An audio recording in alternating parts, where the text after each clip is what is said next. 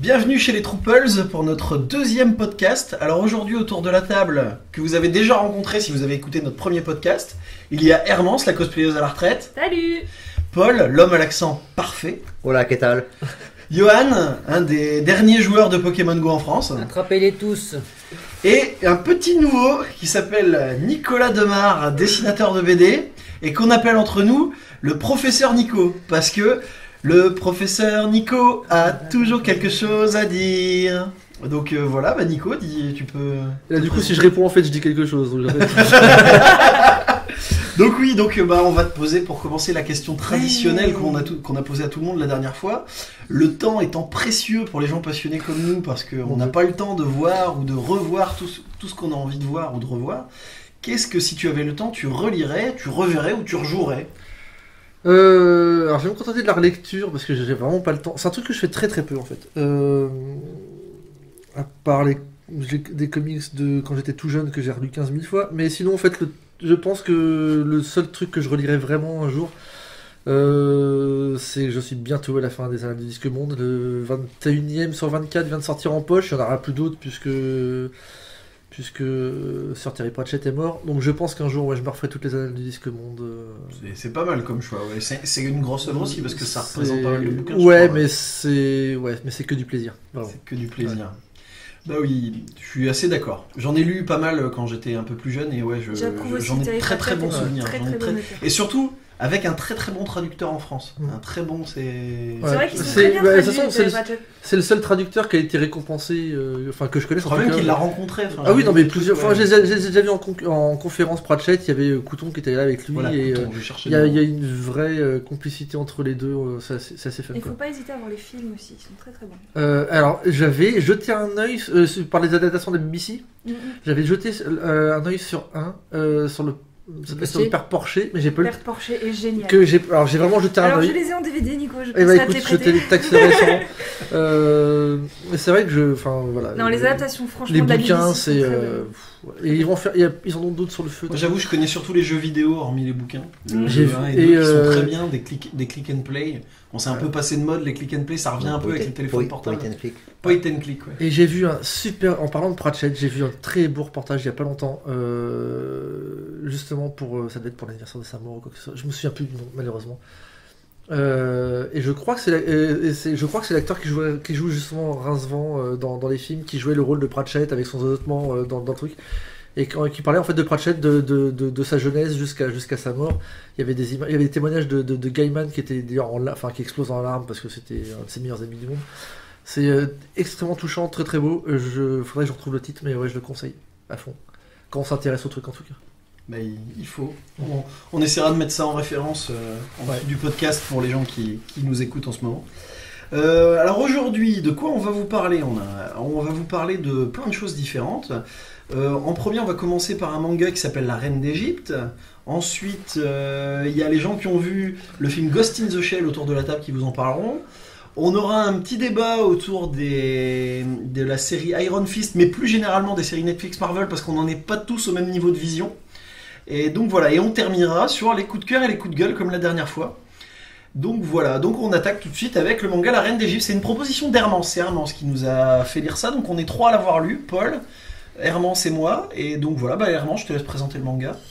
Alors, La Reine d'Égypte, pour l'instant, il n'y a que le premier tome qui est sorti chez nous, qui a été écrit par Chie Inudo.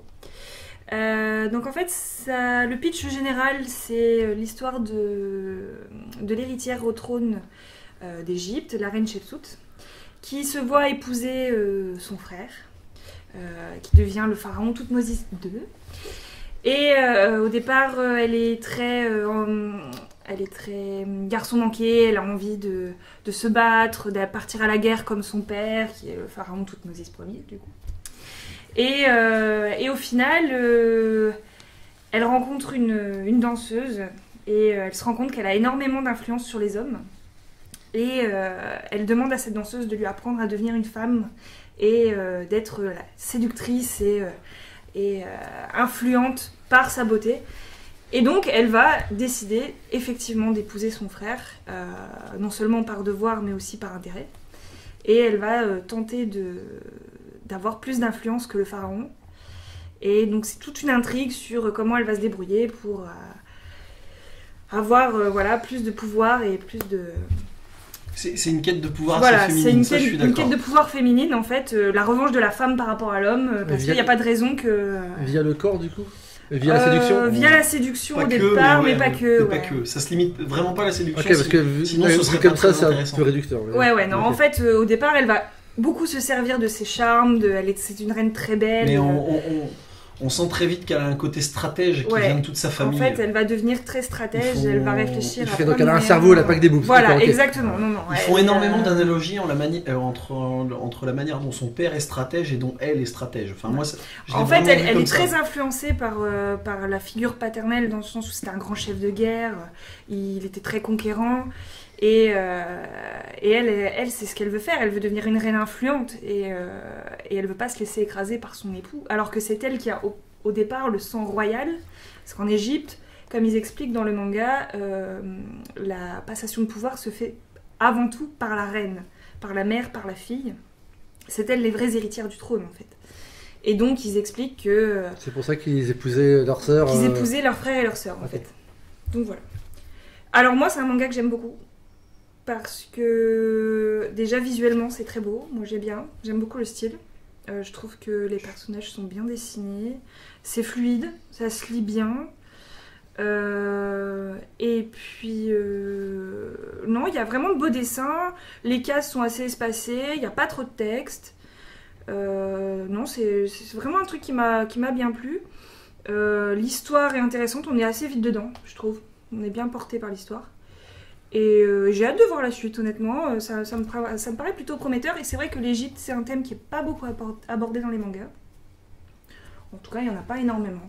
Et je trouve que pour une fois, ça sort un peu des Mais thèmes ils font pas mal de trucs ces derniers temps, un peu plus un peu historiques. plus historiques. Ouais, il y en a et, toujours. Il y en a toujours eu, mais là, il y en a Mais un ça petit marche peu bien. plus. Enfin, Ou alors, est-ce que Ça c'est... revient. Ça Enfin, revient. même voilà. quand on remonte à Tezuka, avec, Oui. les histoires de Bouddha et tout, si je me souviens Mais bien. là, enfin, c'est il vrai a que- toujours fait des historiques. C'est vrai que là, du coup, on a un thème un peu différent, qu'on ressentait un peu avec Maggie, avec l'Orient et les Mille et une Nuits, mais c'est pas encore pareil, c'est beaucoup plus fantastique. Là, on se projette vraiment dans l'Égypte, et moi, j'ai trouvé ça vraiment chouette. Et est-ce que du coup, il y a des faits historiques dedans ou Alors, c'est pas... non. Non, on va pas... Alors, non, mais par contre, alors moi je me suis un peu fait spoiler la suite, les prochains tomes, parce que j'ai pas pu m'empêcher d'aller voir si c'était un personnage historique ou pas. Ouais. J'ai fait un petit peu de Wikipédia, et c'est un personnage historique. Nico a fait tomber le manga, c'est ce qui explique peut-être le petit bruit, on verra si. Mais donc voilà, c'est un personnage historique. Tutmosis II, on parle plus de Tutmosis II, mais la reine Chemsut a existé. Ouais. Et donc, ouais, moi je l'ai lu. Enfin, peut-être Paul, tu veux parler avant moi que je termine ou comment? Non, je sais pas, moi je sais pas trop. Elle a dit quasiment tout, Hermance, donc. Donc, toi, qu'est-ce qui t'a plu plus particulièrement Non, moi j'ai bien aimé l'ambiance, je trouve que l'ambiance était bien retranscrite. Ça avait l'air.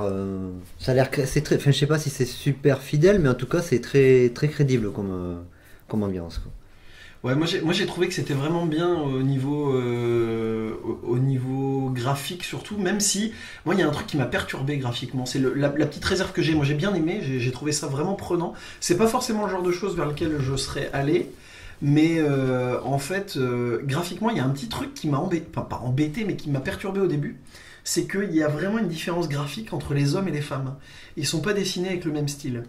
À savoir que les hommes sont dessinés assez massifs, avec des petits yeux, un peu à la Ken le Survivant pour ceux qui connaissent, alors que les femmes sont beaucoup plus...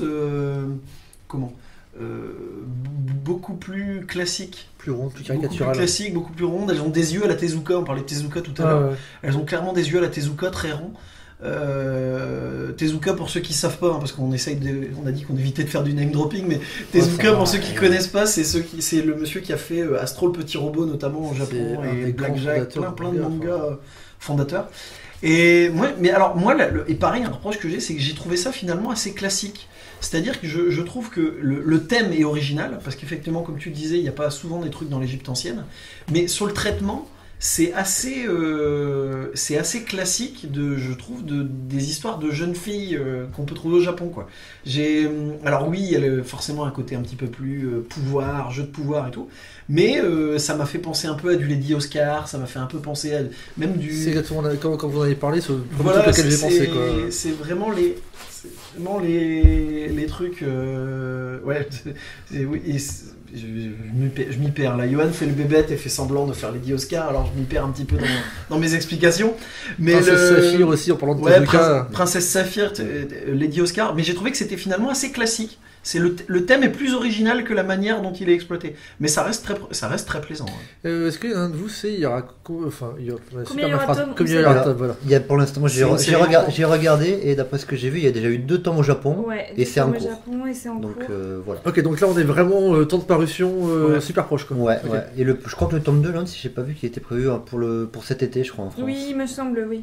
Donc c'est de la parution en flux tendu. Mais moi, ce que j'aime bien, c'est qu'elle n'est pas nunuche. Pour une fois qu'on a une héroïne pas trop. Mais comme Lady Oscar, tu vois, pas pour trop le coup, gnognon, pas trop, voilà. Mais c'est vrai que j'ai été pas mal portée. Je sais à qui me font penser les personnages féminins. Enfin, au niveau des visages, en fait, ça fait très Jeanne et Serge. Ouais, il y a un peu de ça. Mais juste pour les filles. Hein. Après, je trouve que non, c'était vraiment pas mal. Franchement, j'ai bien accroché. Ah, mais visuellement c'est du bon taf en tout cas, effectivement. Ouais, l'œil du dessinateur. Non, mais c'est, je l'ai juste feuilleté vite fait comme ça, hein, ça fonctionne quoi. Après c'est toujours compliqué quand tu fais de la traduction comme ça parce que tu sais jamais vraiment dans quel. Enfin, il garde le sens de lecture, il garde le sens y compris du coup pour les bulles. Mais t'as quand même la lecture dans les bulles qui va à l'encontre du sens de lecture des bulles en elles-mêmes. Donc il y a toujours ce petit truc en fait dans l'adaptation de manga qui me gêne, mais En tout cas, oui, je pense que je t'emprunterai le tome 2 quand tu l'auras. Non, mais c'est vraiment une série que j'ai l'intention de continuer en tout cas. Honnêtement. C'est clair. Bon, je pense qu'on va passer à la suite. Donc, la suite, ça concerne là, c'est peut-être Johan qui va nous en parler. Donc, vous êtes allé voir Ghost in the Shell. Nous, on l'a pas vu. Donc voilà. Non, pas eu le temps raté. De ce que il y a du pour. Moi j'ai lu un peu les avis sur internet. Il y a du pour, il y a du contre. Il y en a qui trouvent que c'est plutôt fidèle. Il y en a qui trouvent que c'est pas du tout fidèle. Il y en a qui. Par contre, il y a quand même beaucoup de critiques sur le choix de l'actrice. Moi, ça me dérange pas trop parce que c'est une actrice que j'aime bien, Scarlett Johansson. Il y a eu beaucoup d'avis contre avant même la sortie du film. Voilà, en fait, oui, ça fait beaucoup polémique avant même que le film soit sorti. Avant même que le film soit sorti. Voilà, j'ai toujours pas bien compris de quoi c'est l'adaptation exactement. Peut-être que ça. Alors, c'est un peu nébuleux en fait. C'est le manga, c'est plus proche du manga, c'est plus proche de DA, c'est plus proche de. Pour moi, c'est difficile parce que j'ai pas eu le Pour manga. nous situer, en fait, nous on a lu ni le manga ni tous les films. Nous on a surtout vu, moi surtout, parce que Johan, je commence seulement à lui faire regarder, les Standalone Complex, donc la série la plus connue au niveau de Ghost in the Shell. Donc c'est vrai que pour Johan, à part le thème général de Ghost in the Shell, il n'avait pas vu grand chose. Et moi, à part Standalone Complex, j'avais pas énormément de références non plus. Ok. Donc c'est vrai que quand on est allé voir Ghost in the Shell, on sort de là, mais on sait pas en fait, nous, si c'est fidèle à une des œuvres de Ghost in the Shell, parce qu'effectivement il y a eu plein d'histoires différentes, plein de versions différentes, que ce soit par les OAV, que ce soit par le manga, que ce soit par la série. Si vous vous attendez à voir la série, c'est pas du tout la même chose. Pas du tout. Il y a des personnages récurrents, effectivement, qu'on revoit dans la série, mais j'avais pas l'impression de voir un épisode de Standalone Complex. Mais après, moi qui ai commencé Standalone Complex, je le vois avant. Oui, c'est avant l'histoire de Standalone Complex. Dans la timeline, ça se situe avant. Si je devais chronologiquement le placer, je le place avant. Par contre, c'est perturbant, puisque le démarrage, et c'est d'ailleurs ça qui m'a un peu surpris quand j'ai vu la BO, c'est que j'avais peur vraiment de voir une copie conforme de Standalone Complex, puisque là, ça je spoil pas, le premier plan, le tout premier plan, c'est le plan qu'on a dans la bande-annonce. Ouais, en fait, visuellement, il y a beaucoup de trucs qu'on l'air quand même pas repompés, mais très proches de ce qu'on a pu voir dans les OAV ou dans la série. Justement, nous, le problème qu'on a, c'est que comme on n'a pas vraiment la référence des OAV, je sais pas trop. Moi, ma référence donc reste Standalone, mais je trouve que le côté technologique de la ville est beaucoup plus accentué dans le film que dans la série Standalone. C'est-à-dire quand tu regardes Standalone, tu vois encore une ville de Tokyo à peu près normale, je veux dire. T'as pas tous les hologrammes partout que tu vois dans la bande-annonce.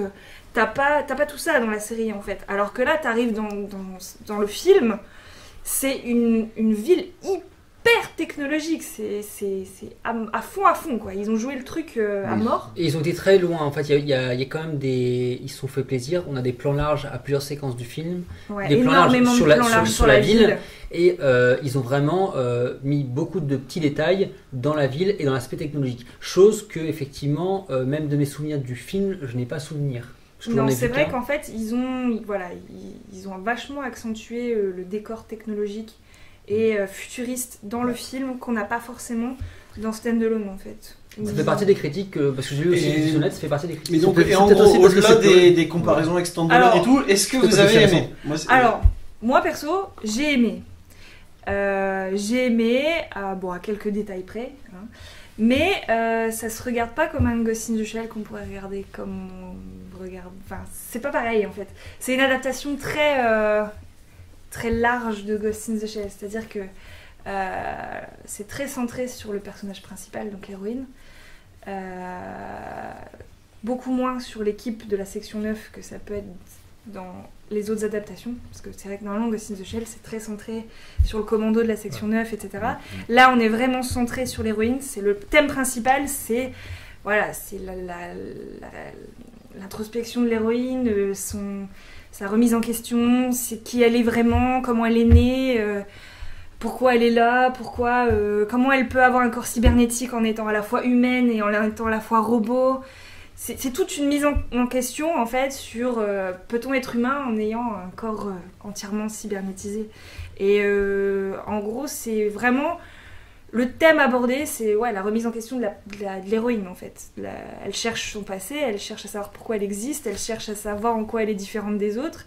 Et voilà, en fait ils ont fait un Ghost in the Shell mais avec un thème tellement large que tout le monde peut le voir en fait ce film. C'est-à-dire que même si t'as pas lu le manga, que t'as pas vu d'animé, que t'as pas vu... Voilà. Ou même si t'as pas l'habitude des thèmes de manga, de robots, ou de mecha, ou voilà, d'hyper futuriste ou de science-fiction, tu peux voir ce film parce qu'en fait, la thématique abordée, elle va toucher tout le monde. C'est vraiment... moi, je trouve que c'est tellement centré sur le côté humain, en fait, finalement, du personnage. Parce qu'en fait, c'est enfin, j'ai pas eu le manga, mais des échos que j'ai eu, par exemple, Paul m'en a parlé, c'est quand même un manga qui est très dense, il est très riche, il y a beaucoup de lectures au second degré, beaucoup de thèmes abordés, et Ghost in the Shell, le film, c'est 1h40. En 1h40, ils n'ont pas essayé de tout mettre, ils se sont dit, on va dérouler une histoire d'un bout à l'autre, avec du suspense. Honnêtement, il y a des surprises, il y a des choses auxquelles on ne s'attendait pas. Donc c'est pas un enchaînement logique qu'on devine tout. Franchement, il y avait des rebondissements. Enfin, moi, je me suis pas ennuyé, c'est sûr. Je m'attendais pas à la fin. Là-dessus, au moins, on n'a pas 50 lectures à avoir. Tu te poses devant ton film et tu te prends pas la tête à essayer de dire mais attends. Après, il y a peut-être des références cachées. Mais en première lecture, ça ne m'est pas apparu. Je pense qu'il faudrait le voir une ou deux fois pour être sûr ou être beaucoup plus connaisseur que moi du domaine. Mais en tout cas, pour quelqu'un qui avait des connaissances partielles de l'univers, ça s'est franchement regardé de façon très très bien. Par contre, quand j'ai regardé justement les critiques sur le net, au final, ça reste des problèmes élitistes, vraiment. Oui, on aurait dû prendre des japonaises, oui ceci, oui cela. Franchement, moi en soi ça me choque pas dans le sens où quand tu regardes Ghost in the Shell, ils ont pas un type japonais particulier. Je pense que même les japonais parce que c'est Shiro et que Masamune Shiro, il a toujours fait des yeux ronds. Ils ont pris un japonais pour faire Aramaki, ça passe nickel, heureusement d'ailleurs parce que je pense que c'est le seul personnage qui devrait vraiment être japonais, c'est le chef de la section 9 pour le coup. Je trouve qu'ils ont bien fait. Mais le fait que Scarlett Johansson incarne Motoko, moi ça me choque absolument pas, dans le sens où elle a un physique très européen dans le manga en fait. Ouais, mais enfin, je comprends pourquoi le studio l'a fait et je comprends aussi pourquoi les gens râlent. Moi, je ne râlerai jamais sur Scarlett. Faut le savoir. Ça dépend elle dans quelle porte position. très bien la combi, soit dit en passant. Très bien la combi. Non, mais voilà, on va pas faire le débat ici sur le whitewashing ou compagnie parce que de toute façon c'est vachement plus vaste que ça. Mais je comprends les deux. Je comprends la logique du studio qui a voulu appuyer en se disant on va prendre une des Moi, je pense une qu'ils des sont- rares entre guillemets filles bankable en ce moment. Voilà, et déjà c'est ça. rien que ça, rien que cette réflexion En là fait, déjà c'était ça, c'est elle est de se dire limite. qu'il faut aller prendre une actrice bankable. Ah, mais déjà rien que ça, rien de se dire que finalement, enfin, tu te dis que dans leur tête, ça veut dire que dans leur Mais tête, il n'y a pas d'actrice comme tu asiatique dis- qui puisse être bankable. Et déjà, déjà cette démarche-là en elle-même, elle est bizarre. Ah, voilà, ils ont pas choisi Voilà. Jessica Chastain, tu vois, ils ont choisi Scarlett Johansson. C'est Ouais, quand mais- même pas- Ouais, mais d'un autre côté, je trouve qu'elle a bien rempli le contrat, honnêtement. Ouais, Elle enfin, incarne super bien le perso.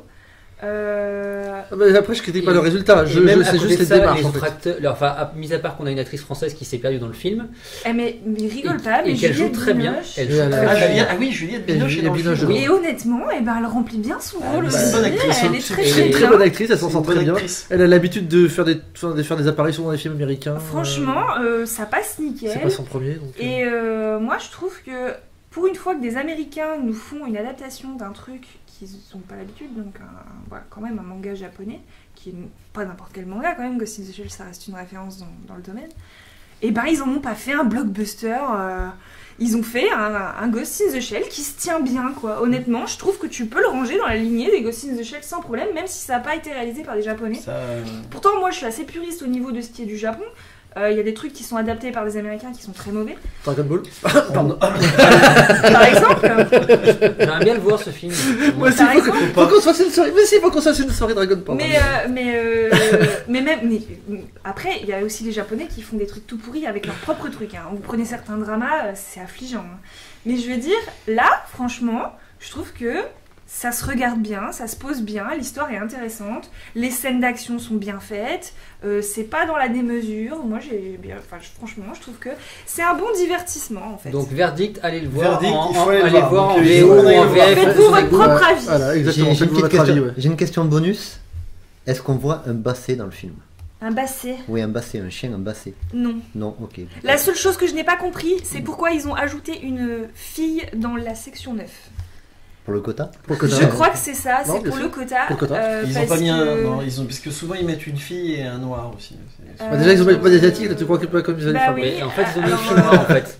Bah, ils ont mis une fille un peu typée, ouais. Ah, super, double Ouais. quota. Voilà. Et voilà. Non, mais On a deux sérieusement, cases de il cocher. n'y a pas du tout de filles à part Motoko dans la section 9, et là, ça m'a un peu. Ouais, mais ça, à la rigueur. Ouais, enfin, ça c'est du faut- détail. faut- Mais Faut pas oublier que le Oui. manga de Shiro, il date quand même. Et 91, Eh, 90, et- 91, je crois. C'est pour ça que quand tu dis qu'ils ont vachement plus appuyé sur le côté technologique, ça me surprend pas, tu vois. Ouais. Mais en tout cas, Mais ils ont voulu en mettre dans le film pour le visuel, je pense aussi, tu vois. Donc, Donc, je ouais, pense ouais, que non, c'est mais- pour ça qu'ils ont accentué la Mais ils ont mis la puis- diversité en fait culturelle. puis parce que pour la finalement, ça 3D, vient un peu hein, partout, mine je de crois, rien, les il acteurs. réfléchit. Et puis t'adaptes par rapport à Ils la ont mis la vision qu'on a aujourd'hui du diversité parce futur. qu'en fait, il y a Évidemment. les acteurs viennent d'un peu partout, je crois. de toute Ouais. façon, puis il faut être honnête, en ce moment la diversité aux États-Unis c'est leur truc. Oui, hein. ils sont obligés, Ils sont tous à fond dedans. Depuis les Oscars. Depuis et, les Oscars, depuis tout, mais il y a Marvel aussi qui s'y est mis. Il y a des rumeurs comme quoi dans le. Enfin, je vais pas. Il y a des rumeurs comme quoi il y aurait un personnage noir que les lecteurs de comics connaissent bien qui apparaîtrait dans le prochain Spider-Man. Et du coup, ouais, voilà. On va passer au sujet suivant, je pense. Donc, voilà. Bah, d'ailleurs, je parlais de Marvel, donc c'est l'occasion. On va parler de Marvel et plus précisément des séries Netflix Marvel. Alors, bon, il y a Iron Fist qui vient de sortir. Moi, je l'ai vu entièrement. Pareil. Nicolas aussi. Ouais. Paul, J'ai tu fait en mon es devoir. au Au 5e au épisode. 5e Et nous, épisode. on a vu que le premier. Et vous avez vu que le premier. Et des autres séries, moi j'ai tout vu. Moi aussi. Nous, il n'y a que Luke Cage qu'on n'a pas vu. Je suis à jour. Ok, donc voilà. Donc en gros, bon bah pour ceux qui ne le savaient, qui ne le sauraient pas et qui vivraient ailleurs que sur la planète geek, depuis maintenant 2 ans, ouais, ça va faire 2 Ouais, ans, deux grosso ans, modo. ouais. Netflix, qui est arrivé en France à peu près à la même période, a lancé en coproduction avec Marvel des séries adaptées de super-héros plus urbains que les séries de super-héros, les super-héros du cinéma, excusez-moi, je bafouille. Donc avec des personnages plus urbains et des séries un petit peu plus matures, un petit peu plus violentes. Ça a commencé avec Daredevil. Ensuite, il y a eu Jessica Jones, une saison 2 de Daredevil, et puis Luke Cage, Iron Fist, et ça va se terminer cet été, le 18 août, la date Ouais. est tombée, Ouais. Les Defenders. avec les Defenders qui va regrouper tous ces super-héros. Et le spin-off du Punisher. Et le spin-off du Punisher qu'ils ont introduit le ouais, Punisher qu'ils dans ont la saison introduit 2 dans de la BD, saison et, 2 de Daredevil. Ouais. Donc voilà, donc bah déjà on va commencer un petit peu par Iron Fist, on va essayer de pas spoiler vu que tout le monde n'a pas vu la série autour de la table. Moi, alors je commence, je devais donner mon avis, moi globalement, alors c'est moins bon que Daredevil et Jessica Jones. Clairement. Clairement. Pour moi, c'est du même niveau que Luke Cage. J'avais déjà dit ça de Luke Cage. Maintenant, je trouve que ça mérite pas la volée de bois vert que ça s'est pris sur Internet, où on a dit que c'était très mauvais, que l'acteur jouait mal, que les combats étaient mal réglés. Alors, oui, les combats sont un cran en dessous de Daredevil aussi, mais bon, ça va. Je trouve que ça va. Et oui, là, Nico est pas d'accord. Il a une justification. Non, enfin, effectivement, les combats sont moins impressionnants, mais quelque part, par les techniques et par certains de ses pouvoirs, ça se justifie complètement en fait. Enfin, pour moi en tout cas. Oui, parce que c'est ce que tu nous disais hier, c'est que pour toi, ça justifie que Daredevil passe 18 minutes dans un couloir à la tête des mecs. Parce que Iron Fist, il maîtrise les arts martiaux, il doit les taper. C'est clair, voilà, les mecs ils se relèvent pas quoi. Alors que Daredevil, il faut qu'il y aille pour que. Et puis Daredevil reste un humain. Iron Fist, quand il commence à claquer. À sortir le feu du dragon, il pète des murs. Enfin, c'est comme dans Luke Cage en fait. Tout le monde se plaignait qu'il n'y avait pas de bagarre dans Luke Cage. Luke Cage, il a pas besoin de se battre quoi. Il se ramène, les mecs lui tirent dessus, ça lui fait rien, et il se barre. Non mais Luke Cage, il veut pas se battre. Et puis en plus, il veut pas. Il veut pas se battre. Mais justement, Nico. Mais en plus, il a pas besoin. Oui, mais. Mais la scène où il le fait, quand il se fait l'immeuble, à lui tout seul, la façon du The Raid. Mais justement, Nico, moi je trouve que justement dans Luke Cage ça se justifiait et que voilà, que Iron Fist effectivement, c'est un peu en dessous au niveau combat, mais voilà quoi, ça peut se justifier. Et alors, par contre, il faut être honnête aussi, l'acteur l'a dit. Oui, il a eu très peu de temps pour se préparer. Il préparait certaines des bastons 3 jours avant, voire des fois 10 minutes avant. Ouais, quand on sait que dans le cinéma d'arts martiaux, certaines bagarres peuvent se préparer. Quand on voit même à côté des séries vachement moins bien, je vais comparer un truc qui a rien à voir, mais Arrow, quand tu vois les séances d'entraînement, parce qu'il en poste régulièrement Amel, quand tu vois les séances d'entraînement pour les scènes de combat. Et que tu te dis que là pour Iron Fist qui est censé quand même être centré autour de ça, les mecs ils font des répétitions 3 heures avant, effectivement quelque part c'est un peu ridicule. Par contre faut être honnête, les scènes de baston de Colin Wynn dans les cages de MMA, oh là là, elle est très... de toute façon elle est même meilleure que l'actrice Jessica Henwick, elle est meilleure que Finn Jones. Et les scènes de baston de MMA elles sont violentes. Moi le seul truc que j'ai à dire, mais c'est compliqué parce que je veux pas spoiler, c'est qu'ils ont quand même trouvé par rapport à l'histoire du comics, ils ont trouvé une super astuce, vous verrez pour ceux qui l'ont pas vu, une super astuce pour relier ça au reste de l'univers des Defenders, donc à Daredevil, à Jessica Jones, là où Iron Fist, mis à part son lien avec Luke Cage, avait pas vraiment de lien avec le reste. Donc du coup, bon, oui, si quand même. Oui, non, mais si. Après, je veux pas détailler parce que je veux pas spoiler, donc on verra. Mais oui, bah pour moi, ça l'est aussi dans les comics en fait. Bah non, en fait, c'est les 7 cités célestes dans les comics. Et les clans adverses sont les 7 cités célestes. Les clans de ninja qui l'affrontent, c'est pas. Ouais, pour moi, j'ai toujours eu le lien avec la main en fait, mais. Bon, bah voilà, tu viens de spoiler. Tu viens de spoiler. Je spoil rien du tout. Tout le monde sait que. Oui, non. Voilà. Non. Mais bon, c'est pas très grave. Bon, on avait. C'est pas très grave, un gage. Bon, voilà, désolé, on avait réussi. Mais bon, c'est pas un gros spoil, mais bon. Voilà. Ils apparaissent dans toutes les séries Netflix depuis le début. Oui, mais justement, ça aurait pu être sympa qu'ils aient la surprise. Bon, sans douter déjà de la saison 2 de Daredevil que ça allait revenir après. Quoi. Donc voilà, le gros ennemi, ça reste la main. Donc voilà. Bah non, en fait, justement, je pense que c'est ça le problème. En fait, ça manque d'un vrai gros ennemi. Il y a plein de en fait, il y a pas un gros scénario, il y a plein de petits scénarios, il y a plein de persos qui évoluent. C'est pas vraiment centré sur Danny Rand. Moi, j'ai trouvé que le reste du cast était meilleur que l'acteur principal. C'est-à-dire que il y a vraiment des acteurs qui sont terribles. Il y a ça vous voyez qui c'est, le Mitchum, le père, oui. Harold Mitchum, qui est joué par l'acteur qui joue Faramir dans Le Seigneur des Anneaux. Et dont j'ai oublié le nom. Alors oui, fabuleux. Mais alors par contre il y a un truc qui m'a perturbé à ce niveau-là, parce que moi j'ai vu que le premier épisode. Je trouve que son fils fait quasiment le même âge que lui. C'est normal. Alors c'est maintenant, justifié. voilà, donc moi, je vous dis avec ce que j'ai vu, hein, donc, non, et que je trouve que là, bon alors nous, je suis désolée, on le regarde en VF, Ouais. Non, moi aussi je regarde en VF. Pas moi. Euh, Désolé, on parle d'acteurs, si il vous a regardez une des acteurs en voix qui VF. lui va pas du tout, mais Bah à voilà. ce mec-là. Bah oui, mais bon, qu'est-ce que tu veux Écoute, c'est- je trouve qu'il a une voix hyper grave qui colle pas du tout au perso et ça me perturbe tellement que déjà qu'ils aient quasiment Bah. le même âge. Bon, après vous me dites que ça s'explique donc Oui. voilà. Oui, t'inquiète pas. Mais j'avoue que dans le premier épisode c'est assez déroutant quand même. Ça m'a fait un peu bizarre. Mais voilà, c'était juste mon petit truc qui m'avait. Et typiquement, ouais, le mec qui joue le fils, Ward, moi personnellement, Excellent. je trouve que c'est le meilleur acteur de la série. Ouais. Il est très, très énorme bon. de bout en bout. Ouais. Il est énorme de bout en bout, aussi bien dans son côté tête à claque que Tu me dirais ça, dans.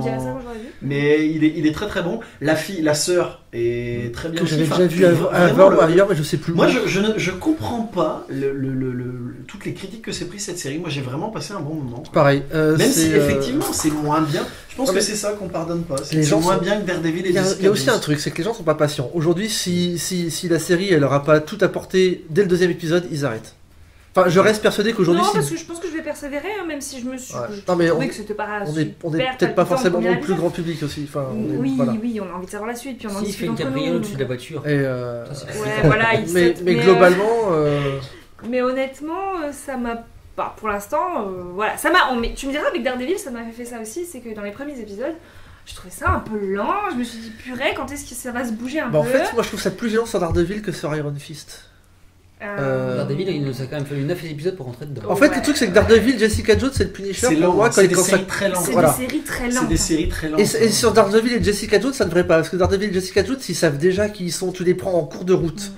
Daredevil, Alors là, c'est il- la grande théorie de Nico. Ah, C'est sur c'est les pas- identités et qui sait qui il est ou pas. Daredevil, quand tu commences la série, alors il commence à peine avec son costume à faire le justicier à Hell's Kitchen, mais et se voit en plus ils en parlent encore plus dans la saison 2, ça fait déjà un bout de temps qu'il s'entraîne, ça fait déjà un bout de temps qu'il a commencé. Tu le vois avec Elektra notamment dans la saison 2, etc. Il sait ce qu'il veut, il sait où il va. Jessica Jones, elle sait ce qu'elle veut plus, entre elle sait qui elle est, elle veut se débarrasser d'un certain passé, mais elle avance. Et le Punisher, c'est pareil. Luke Cage, il a à peine ses pouvoirs, il se cache, il refuse, il sait pas vraiment qui il est, il sait pas du tout où il va. Et Danny, c'est pareil. Danny Rand, le Iron Fist, quand il commence, il sait même pas ce que ça veut dire d'avoir les. Il vient de les avoir depuis 15 jours, même pas. Il les contrôle pas, il sait même pas ce que ça veut dire. Il sait plus ou moins ce que ça implique parce qu'on l'a élevé là-dedans, mais il arrive même pas à les maîtriser. Il est pas à sa place à Kunlun, il est pas à sa place à New York, il a plus de famille, il est en quête de lui-même, il est en quête d'identité totale. Et c'est logique du coup que la série soit un peu lente parce qu'il passe son temps à se prendre des murs et à partir à faire demi-tour en fait. Enfin, il va dans un sens, ah non c'est pas là et enfin il est en quête existentielle totale. Et c'est pour ça justement que c'est intéressant de voir tous les persos qui évoluent autour de lui. Et en fait l'accent est presque plus mis sur les autres persos que sur lui.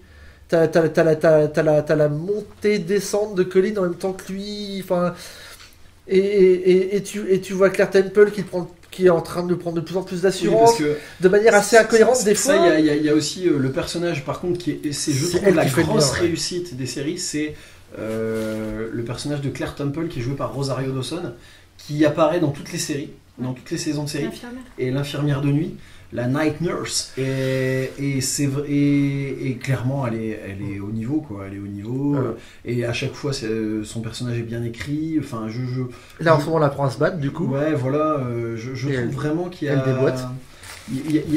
c'est un lien, je sais pas comment ils vont l'exploiter dans Defenders, parce que je pense que Ah, c'est elle c'est qui- un plan à long terme avec les C'est Defenders. elle qui va les C'est rassembler. elle à mon qui va avis. les rassembler. Pour hein. moi c'est elle qui va les rassembler, Et d'ailleurs tu d'une l'as. manière ou d'une autre. D'ailleurs, faut être Oui. honnête, tu l'attends dans la série. Il y a Bah plein de oui, fois oui. où elle dit à Danny, non, tu peux pas, t'es pas assez Oui, fort, oui. tu peux pas y aller tout seul et tout. Et tu te dis, on va elle avoir va un appeler caméo, et non. Voilà. Et voilà. Mais c'est vrai que moi je trouve que ouais, c'est des séries où si tu t'accroches pas un minimum, tu as Ouais. du mal. Mais ça après, Mais c'est ça fait du bien qu'il y ait un peu des séries ambitieuses et pas justement. Parce que j'ai beau aimer Arrow, Flash, qui sont des séries plus grand public, plus accessibles, en Scott. 24 épisodes par saison. Ouais, bon, Laurent, on va pas reprendre, on en a parlé la dernière fois. Laurent, il dit que. Ouais, Arrow, mais à c'est côté, Flash ouais, Scott comme tu supérieur. dis, mais à côté de ça, je préfère regarder une série Netflix Marvel plutôt que Smallville ou. Voilà. C'est pas la même chose du C'est tout. pas quoi. du tout C'est pas pareil, la même quoi. chose. C'est Pas pas, du tout c'est pas pareil. du tout la même Et le ambition. public c'est pas du touché tout- est pas le même non plus. Voilà. Non. Après, tu Bah, t'engages pas non plus. Mais sur le même format temps. est pas le même en fait. Enfin, Le format est pas- ouais, donc du coup, ouais, donc par contre, effectivement, il y a un truc sur lequel enfin, qui jouaient sûrement sur le format de Jessica Jones, Daredevil, qui était long et tout. Pour une fois, il y a aucun épisode qui a la même durée. Ils ont réussi à se sortir du carcan de la série classique en fait. Et il y a quand même vachement moins de problèmes de rythme en fait sur Ils ont Iron Fist. exploité le fait que c'est des séries un peu à binge-watcher quand même. Est-ce qu'ils auraient. Ouais. Ils ont le cul entre deux chaises depuis le début, ils savent pas trop. Ils font une série normale, mais ils la diffusent. Enfin, ils se tiennent au format normal, ils la diffusent en. Enfin, normal. Et du coup, il y avait des problèmes de rythme sur les précédentes. Il y a des épisodes qui faisaient 20 minutes, comme. Enfin, pas non. 20 minutes, qui faisaient Non, 35 minutes, comme des épisodes qui faisaient 1 heure. Je sais plus, j'avais regardé, je crois que ça fait de 47 à 59, un truc comme ça, ou 47, 57. Ah non, Enfin, je me rappelle en avoir vu un de 1/12, j'en suis quasi sûr. Ouais, non, c'est possible. Mais par contre, effectivement, du coup, moi j'ai trouvé qu'il n'y avait pas de faute de rythme en fait. Et quand c'est lent, bah, ça s'y prête. Il n'y a pas de redondance comme dans Daredevil où ils répètent 15 fois les mêmes trucs. Ou, non, ouais, je suis assez d'accord. Mais alors sinon, pour conclure un peu sur les séries Marvel Netflix, est-ce que, on va poser la question, parce que là c'était la dernière avant Defenders, est-ce que vous êtes quand même, vous avez envie de voir Defenders, vous pensez que ça peut être pas mal? Là il y a un micro-teaser qui est passé, qui montre rien mais qui est rigolo sur internet. Est-ce que ça vous branche Defenders ou pas alors? Bah, moi perso oui, puisque de toute façon, même si toutes les séries se valent pas autant les unes que les autres, tous les personnages ensemble, je pense que ça peut donner un truc plutôt sympa et à mon avis ça un va peu être, à l'image voilà, à l'image des un films peu, Marvel, voilà, des Avengers. Où Thor le film était moins bien voilà, que les autres, exactement. mais même la réunion Hulk, les était- films sont moins bons que certains, mais Tous bon, les avis après sont- voilà, tous les avis, oui, tout le monde, c'est un débat. tout le monde trouve pas que Mais Thor est moins bon. voilà, mais si, je pense que un mélange des 4 persos, Mais grave. ça peut être vachement bien. les franchement, interactions, t'imagines? Parce que Iron Fist, il est quand même super naïf, faut être honnête. Ouais. C'est un Non, gamin. et puis, voilà, c'est ça, c'est que- T'imagines Danny en face de Jessica Jones? C'est ça quoi. En fait, Les interactions que ça peut donner. ils ont des caractères tellement différents en fait Ouais. que je pense que ça va donner quelque chose d'assez Voilà. sympa. Il faut pas qu'il se foire sur l'écriture par contre. Et Il y a un point qui peut être un peu dommageable, c'est si est-ce que ils vont pas le faire, alors, désolé à la Iron Man, c'est-à-dire que les personnages qui ont les mieux marché sur les séries vont être un peu en tête de la série et les autres en retrait. Ouais. Ça Ça se peut peut- être, ça peut Et, être ça sympa. peut être dommageable parce que du coup ça peut Bon, enlever après, beaucoup de... et- on va sûrement avoir un Daredevil sûrement, qui et va, puis- qui va être qui va être dirigé, leader, parce que de toute ouais. façon c'est dans son caractère aussi. Il faut pas hein. oublier aussi qu'il y a, moi, il y a quelque chose sur lequel je les attends vraiment, c'est l'amitié qui vient des comics. Alors là, désolé pour ceux qui ne lisent pas les comics, Entre je vais un Danny peu et Luke, spoiler, ouais, mais c'est ouais. entre Danny et Luke. C'est censé être vraiment les meilleurs amis du monde, quoi. Donc ouais. ça va être un peu compliqué si Danny est plus copain avec Daredevil. Enfin, vous voyez, c'est Bah, je pense que techniquement, enfin pour l'instant, de la façon dont ils ont amené les persos, ce serait pas illogique que Luke et Danny s'entendent super bien. Enfin, c'est oui. Et puis, vu les caractères, et puis vu, même, vu là où ils en sont dans leur vie et tout. Enfin, ouais. Non, et puis après, il y a la relation entre Luke et Jessica Jones qui s'est déjà installée dans la série de Jessica Qui Jones. risque d'amener des trucs intéressants. Donc ça risque aussi d'apporter des trucs à ce niveau-là aussi. Ouais. C'est deux personnages qui se sont déjà rencontrés. Donc Ouais. au Et toi, final, Paul, plutôt pressé aussi? Oui, surtout avec Sigourney Weaver dans le rôle de Ah, la oui. méchante. Ah, c'est sympa. ah ouais. Non, Et puis mais- là, en plus, 8 épisodes. Donc ça risque d'être vraiment assez Ça risque d'être resserré. commencé, ouais. Et Ouais, je ouais, pense mais que pour du le- coup, et ça risque d'être rythmé. Je pense qu'on n'aura pas du tout de temps mort. Mais ça, pour le coup, c'est un peut-être peu là ma qu'ils ont le peur, c'est plus- que ce bah soit un ouais. format trop cinéma. Parce que là, pour une fois, c'est là qu'ils ont presque le plus à dire, parce que ce qui va être intéressant, c'est l'interaction des persos, et c'est là où il y aura le moins de trucs. Donc, et après, moi, ce que j'attends,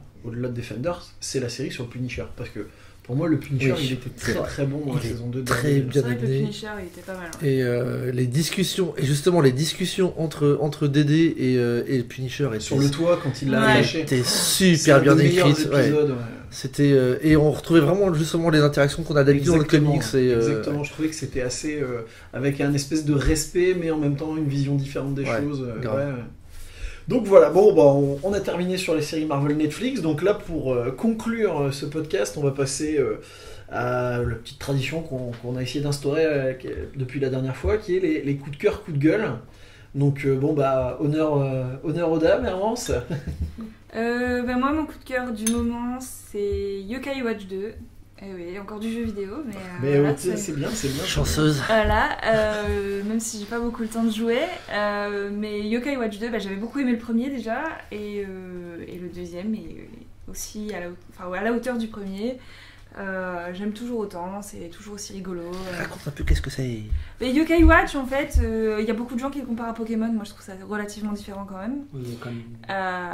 En fait, on est vraiment plongé dans un univers beaucoup plus japonisant que Pokémon, qui a été très européanisé au final. Mais Yokai Watch, ouais, en fait, tu joues un enfant. Au final, c'est une série pour enfants qui trouve une montre qui permet de voir donc les monstres japonais, les yokai. Et voilà, et en fait, tu as une histoire, une évolution des quêtes annexes, des yokai à trouver et à capturer. Évidemment, c'est le petit rapport à Pokémon du coup. Forcément. Voilà, mais les personnages sont tous super marrants. Contrairement aux Pokémon qui parlent pas, là les yokai parlent, donc ça amène beaucoup plus d'interaction avec les personnages. En plus là dans le nouveau Yokai Watch, t'as des nouveaux yokai, donc forcément t'as encore plus de choses. Donc, Ça voilà. fait comme Mais voilà. Moi je dis ça, je dis rien. Mais ce qui est cool dans Yokai Watch, voilà, c'est l'univers beaucoup plus rapprochant au Japon, dans le sens où ce que tu donnes pour attraper aux yokai, tu leur donnes pas des baies, tu leur donnes des sushis, des spécialités japonaises, voilà. Des chouettes, tu peux leur donner des chewing-gum. D'accord. C'est beaucoup plus voilà, et c'est vrai que par exemple, ça va paraître tout bête, mais un petit détail, quand tu joues à Yokai Watch et que tu rentres dans une maison, t'enlèves tes chaussures. Ça peut paraître débile, mais moi je trouve ça. Voilà. Et en fait, quand t'es amoureux du Japon, en fait, c'est rigolo parce que tu te dis, ouais, je rentre dans une maison, j'ai enlevé mes pompes, quoi. Ça peut paraître con, mais moi je trouve ça fun. Donc, non, ça fait des animations inutiles. Mais ouais, c'est une animation complètement inutile, mais ça te plonge complètement dans un univers beaucoup plus japonais. Même les décors, t'as des temples, t'es vraiment immergé dans le côté japonais. J'ai une question sur le bien-être des yokai, parce que dans Pokémon, les pauvres Pokémon, ils sont formés dans des petites boules. Alors là, ils vont Yokai où, Watch, les yokai? c'est encore autre chose. En fait, les ils yokai, sont dans la montre. Non, en fait, non, les yokai, ils font absolument ce qu'ils veulent. Les petites pièces qu'on te donne quand tu captures un yokai ne servent qu'à les appeler. Donc en fait, ils vivent un peu comme ils ont envie. Et du coup, c'est dès donc que téléphone. tu mets une pièce dans la Yokai Watch, dans le jeu, et en gros, pouf, le yokai il vient parce que tu l'as appelé en fait. Voilà. Mais il n'est pas prisonnier d'une boule. Tu fais quoi. une invoque. T'as le monde des Il est venu. yokai. Voilà, c'est une D'accord. invoque. Tu fais une T'as invoque. le monde des D'accord. yokai et en fait, C'est t'as une un lien invocation. entre notre monde Voilà. et le monde des Voilà. yokai Donc en et tu gros, peux les invoquer. c'est pas pareil. C'est pas le yokai n'est pas prisonnier d'une petite Ah, boule. c'est bien. Et n'est pas Je- exploité, voilà. C'est pas Donc, les combats de rue et les animaux clandestins. exactement. Et le yokai a sa volonté propre. Il faut savoir que le yokai, même pendant un combat, peut flâner et décider de ne pas combattre. C'est cool. Ah. Donc voilà, c'est beaucoup plus. Voilà. Par contre, t'as des Mais, petites clins d'œil quand même, après, voulu ou pas, je sais pas, mais tu as ce qu'on appelle le Bingokai, donc ça ressemble à c'est une boîte à gachapon. une boîte à gachapon, et en fait, elle te permet d'avoir des items, mais aussi les yokai. Voilà. Et en fait, c'est aléatoire, et donc tu tournes le gacha, t'as la boule à gacha, et dedans tu peux avoir un yokai. Donc Donc il y a quand même des yokai qui vivent dans des boules. Voilà. Mais uniquement dans le bingo. Mais justement, ils y Et restent voilà, combien de mon coup temps de cœur, c'est Yokai Watch 2, je le recommande. Et le coup de gueule alors, est-ce que t'en as un? Alors ouais, ça va être encore du jeu vidéo, je suis désolée. C'est bien, c'est varié au moins Désolée. comme ça. Alors moi je suis une grande férue des séries Atelier, notamment sur les consoles PS, puisque c'est une série qui a plus de 20 ans, hein, mais ils en sortent régulièrement. Et j'ai joué à Atelier Firis, le dernier né, sur PS4. Et il s'avère que, méfiez-vous à tous les gens qui jouent à Atelier Firis, ne faites pas la fin trop rapidement.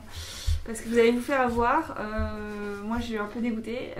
Atelier Firis est énormément basé sur l'exploration, contrairement aux anciens ateliers.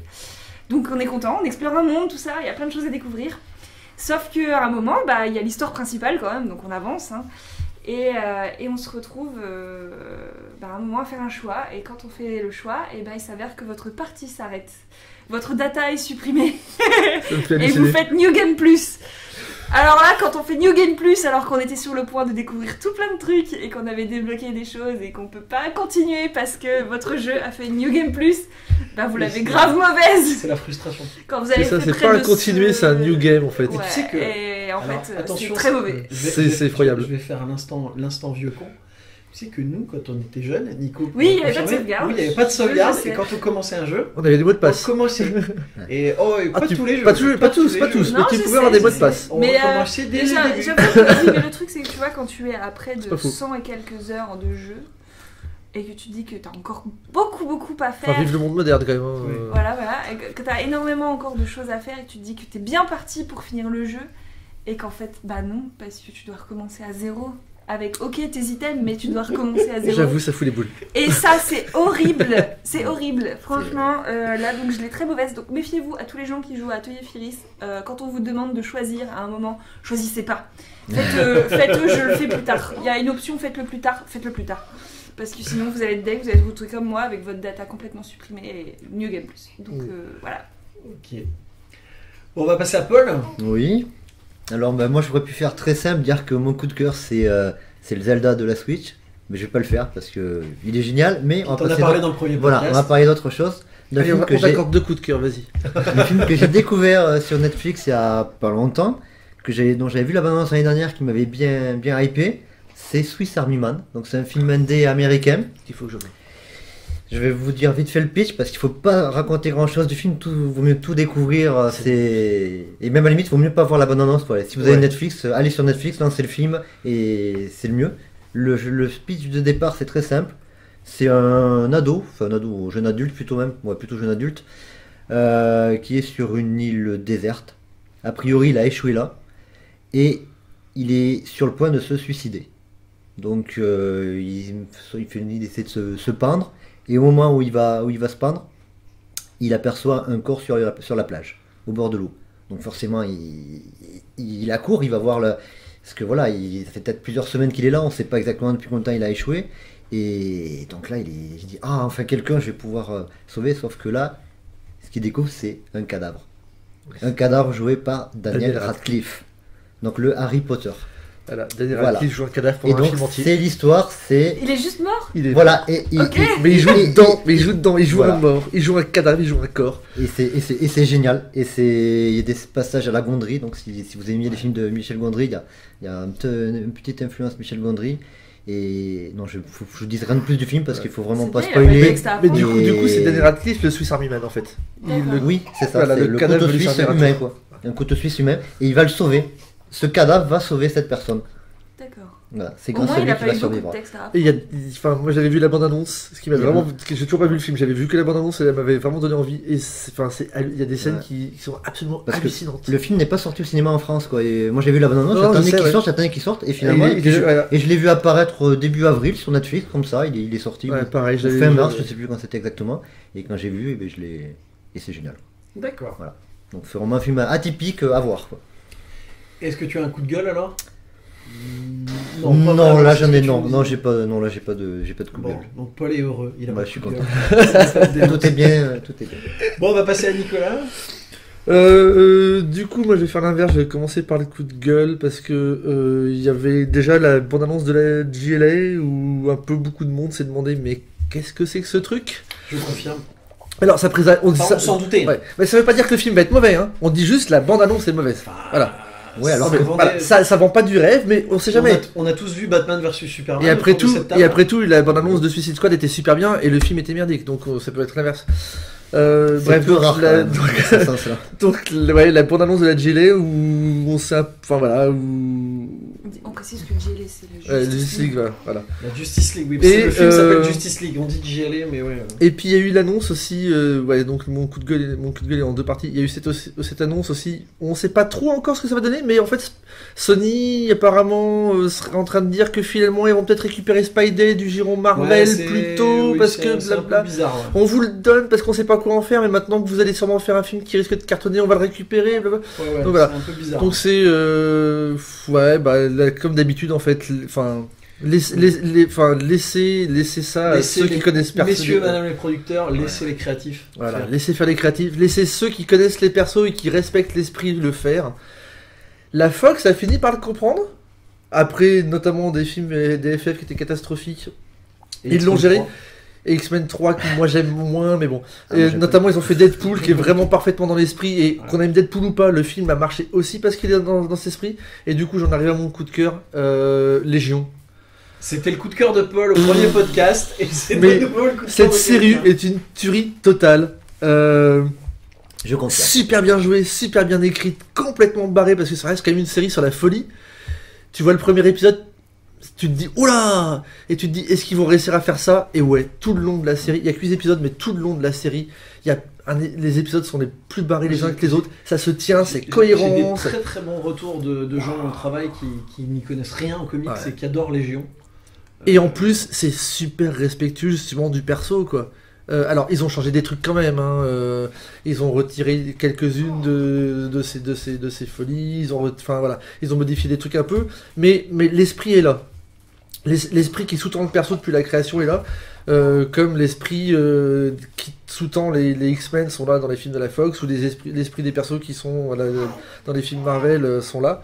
Que les films soient bons ou pas, les persos sont respectés. Donc Légion, mais allez-y, mais Légion à 200%. Alors j'avoue, c'est pas pour tout le monde. Il y a plein de gens qui m'ont dit moi après 1-2 épisodes en fait, il y a des gens qui l'ont trouvé un peu indigeste parce que trop barré justement. Et ça me fait penser. C'est pas comment ils le regardent. Il y a plein de gens qui ont regardé une série et qui adorent une série qui s'appelle Breaking Bad, qui est bien barrée aussi. Non, je suis d'accord. C'est pas une série. Légion, c'est pas la série. Il faut pas faire les 8 épisodes. Il faut la respiration. Tu peux pas. C'est pas une série où t'enchaînes. Et un épisode par semaine. Et c'est génial parce que. Et puis ça fait cogiter. Et tu cogites entre les épisodes. C'est une série que t'es obligé de regarder avec le cerveau, vraiment. Et au niveau mise en scène et tout, c'est super bon. Et dans le genre série barrée que beaucoup de gens ont aimé, mais soit on aime, soit on déteste, ça me fait penser à la série qui était adaptée du bouquin de Douglas Adams avec Elijah Wood. Oui. Dirk Gently. Voilà. Name dropping, faut pas qu'on perde. Dirk Gently. Voilà, Dirk Gently, Holistic Detective Agency.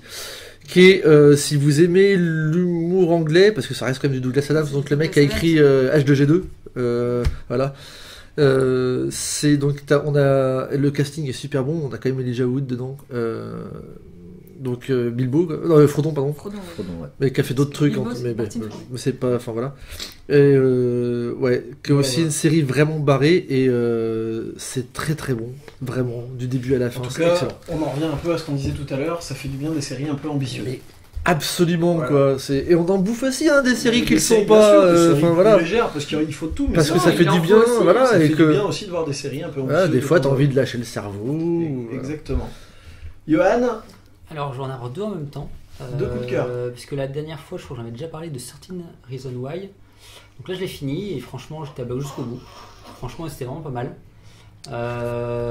C'est prenant. J'en entends beaucoup. Ouais, j'en entends parler aussi. Après, c'est vrai que c'est une des séries qui marche très bien en ce moment sur Netflix. Franchement, c'est vraiment prenant. Ça se regarde très très vite. Bon, après, c'est des épisodes de 50 minutes, mais sur 13 épisodes. Et franchement, c'est pas mal. Donc ouais, je conseille vraiment aux personnes de regarder un petit peu cette série. Et sinon, c'est juste un petit souvenir. La semaine dernière, on s'est regardé Batman Begins. Et il est vraiment très bon. Enfin, personnellement, moi j'aime beaucoup. Je l'ai revu il y a pas longtemps. Je me suis refait les 3. Et c'est celui qui sort du lot. Ouais. Parce qu'en fait, c'est le plus fidèle. Oh, moi je préfère le deuxième. Le deuxième, Dark Knight est très bon. Ledger est excellent. Bah oui, non, mais Batman on est d'accord. C'est sympa, mais. Alors là, on va pas le Joker est très bon. Oui, ça mériterait un débat. Ça mériterait un débat. Ça mériterait un débat entier sur les Batman de Nolan, les Batman de Burton. Peut-être qu'on le fera, donc on va pas. Et ceux de Schumacher, attends, n'oublie pas ceux de Schumacher. Et dans ces cas-là, les Batman de Bruce Timm et Paul Dini aussi, ils sont aussi. Ah oui. Bref, donc mais Batman franchement, Begins. c'était un bon moment. Hermance qui était sûr de se souvenir de tout finalement. Il y avait plus. Un coup de cœur rétro. Ouais. Voilà, c'est ça. Et sinon, petit coup de gueule, Pokémon Go, ça s'essouffle quand même pas mal.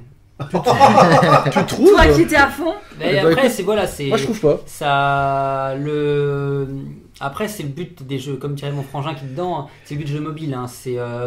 Mais je trouve que le dernier événement, j'étais un peu. Dixit, la personne qui a quasiment son Pokédex complet. Oui. Oui. Mais... Alors, le dernier événement a duré qu'une semaine, c'était pour Pâques, il n'était pas démentiel, on est d'accord, moi j'ai même pas pu en profiter, mais de là à dire que le jeu s'essouffle parce que t'as un événement qui est un peu en dessous des autres.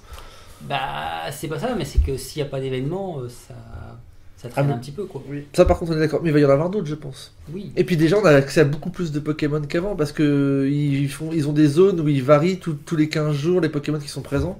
Oui, mais quand on a le Pokédex qui est presque plein, on s'ennuie. Bah oui, mais ça c'est autre chose. Bah moi je peux t'assurer qu'en ce moment je m'ennuie pas. C'est bien ce que je dis. C'est ça le problème. En fait, c'est pas que Pokémon Go s'essouffle, c'est que toi t'es arrivé au bout de ce que tu comptes réussir à faire avec. Ça n'a Voilà. rien à voir. T'as fini Bon. le jeu, t'as fini le jeu. Sur ces considérations, moi je vais passer à mon coup de cœur et mon coup de gueule. Je sais pas, bon, je vais commencer par le coup de cœur quand même. Donc en coup de cœur, je voulais parler de Gwenpool.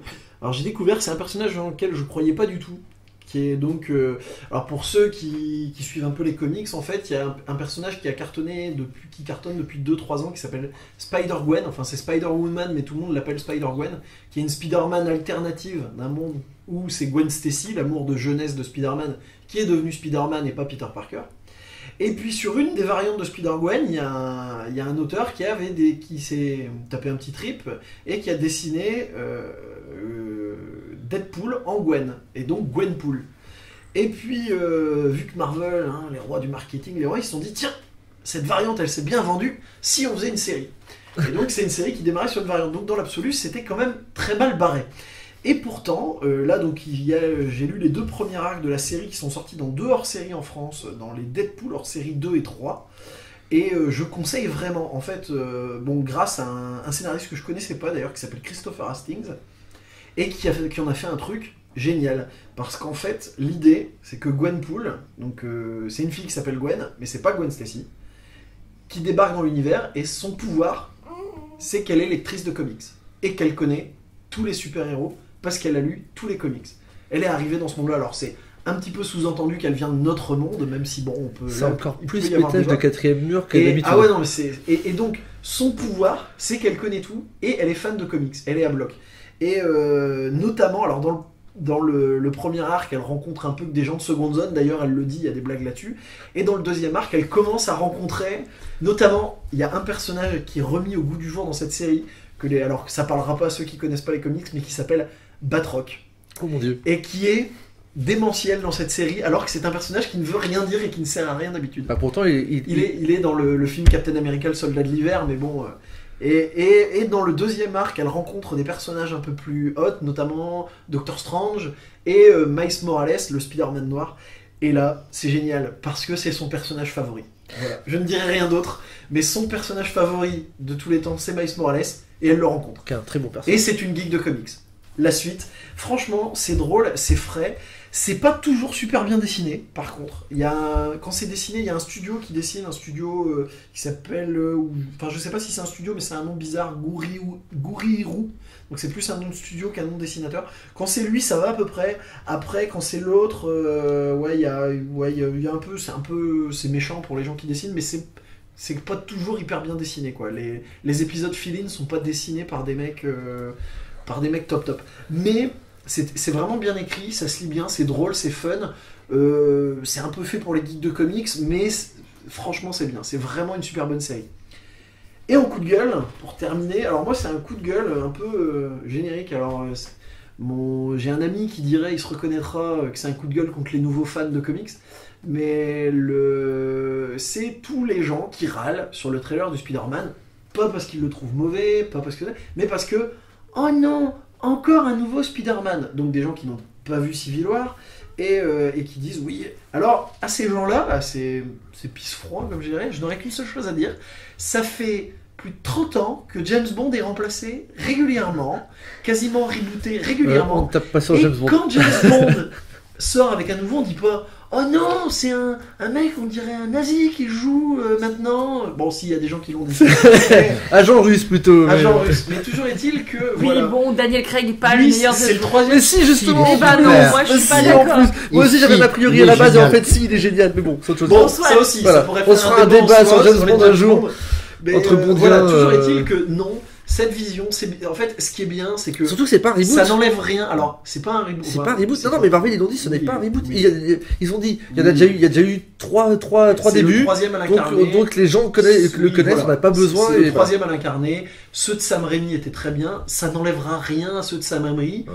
Ça n'enlèvera rien à The Amazing qui est très mauvais. Et dans l'absolu, voilà, c'est bien. Et en plus, c'est une nouvelle vision. C'est un Spider-Man qui correspond plus pour ceux qui connaissent les comics, c'est un Ultimate Spider-Man. C'est un Spider-Man plus jeune. C'est une autre vision, là où Sam Raimi, il était plus dans une vision années 60. Donc voilà. Et encore une fois, arrêtez de râler, ça n'enlève rien. Si les films d'avant étaient bons, ils seront toujours bons. Si ceux d'après sont mauvais, ils seront toujours mauvais. Et voilà, ça n'empêche, c'est bien d'avoir d'autres visions et que les personnages continuent à vivre, comme James Bond, comme Tarzan, Comme Batman. comme Batman. Batman, voilà, on n'aurait pas eu, si on avait raisonné comme ça, on n'aurait pas eu les Batman de Nolan. Donc voilà, c'était un coup de Il gueule. n'aurait pas eu Ben Affleck. Et Aussi. on n'aurait pas eu- Mais est-ce que. Alors, c'est dommage, parce que ça m'embête de dire du mal parce que j'adore Ben Affleck en plus. Bon, bref. Et pour terminer le podcast, un petit truc un peu rigolo, c'est qu'on termine ce podcast 2 semaines après l'avoir commencé. Alors, on espère que ça ne s'entendra pas au niveau du montage. Si vous arrivez là, vous... Quoi ? Il y a eu 2 semaines ? Oh, on l'a pas entendu. Déjà Donc, 2 voilà. semaines. Alors, je pense Plus, que... je plus pense de que le semaines. mieux, c'est de laisser expliquer à Hermance pourquoi on a mis 2 semaines pour...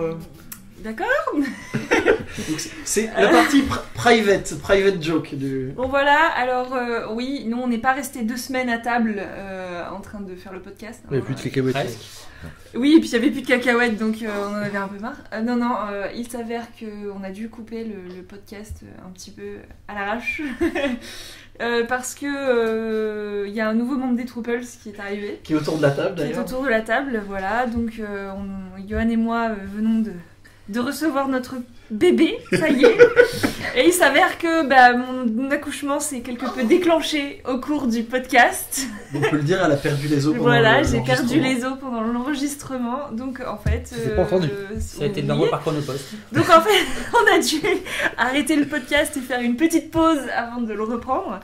Puisque voilà, notre petite Anaë est arrivée, donc on est très contents, voilà. Mais du coup, on a dû un petit peu interrompre le truc, donc on espère qu'au montage, voilà, on va essayer de faire un petit truc qu'on Profites-en, n'entend elle pas trop. dort là. Oh, Johan vient de réussir à l'endormir d'ailleurs, on a fait en sorte qu'elle ne crie pas pendant le podcast. Voilà. Mais voilà, donc c'était la petite anecdote. Donc voilà, donc on espère que vous avez apprécié ce 2e podcast et puis on se retrouve bientôt pour un 3e. Allez, bonne soirée à tous. Bye. Bye bye.